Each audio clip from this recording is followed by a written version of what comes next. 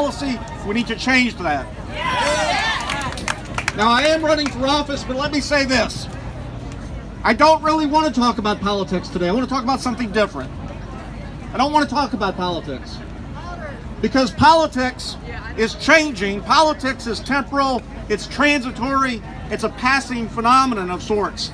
You see, what history tells us is that if you give it enough time, what sometimes is on the right becomes the left, and what sometimes is on the left becomes the right. So those things that are transitory, we can't focus upon. But we've got to focus on those things that are internal and those things that define us as a nation. We are talking about the soul of America.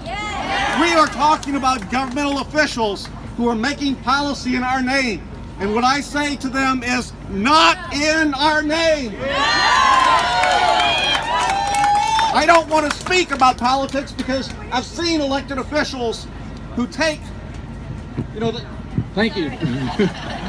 I've seen elected officials who can't answer basic questions like whether something is right or wrong, whether something is good or evil. You see, if you have to put your finger in the air to check the political winds, you're only doing what's expedient, you're not doing what's right. We believe in the values of this country. We believe in the dream. We believe in hope and aspiration, and we're not willing to surrender that to the political forces of the day. I don't want to talk about politics because we've seen elected officials who have tried to divide us in every possible way. On the basis of nationality, on the basis of race, on the basis of religion, of sexual orientation, of gender. Now we have to be careful because politics itself can create its own form of tribalism. And we don't want to become the other side. What we need to do is stand up for our values. We need to support, as I said, the soul of the nation, because not in our name can this policy be carried forward. And those who are of the political class, though I really don't want to talk about politics, those of the political class, keep in mind, use phrases and euphemisms. They talk about the situation at the border, the crisis at the border. The real crisis at the border is the crisis that exists between our political selves and our ethical selves. And I, like you, stand on the side of the ethical soul of this nation. 28 centuries ago, the prophet Micah gave wisdom to how we should answer the existential question of how we must serve and what we must do. And you're probably familiar with the phrase, what does the Lord expect of thee? To do justice. To do justice. To love kindness. And to walk humbly with thy God.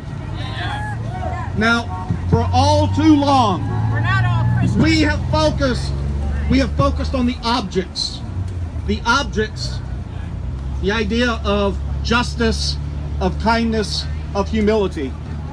This is the time when we need to focus on the verbs. That's right. We must do, we must love, we must walk. We're walking today, but we have to walk in the footsteps of those who are being challenged by the policies of this administration. We must make sure that everything that we do from this day forward is meant to convince our elected officials that they cannot conduct this policy in our name. In closing,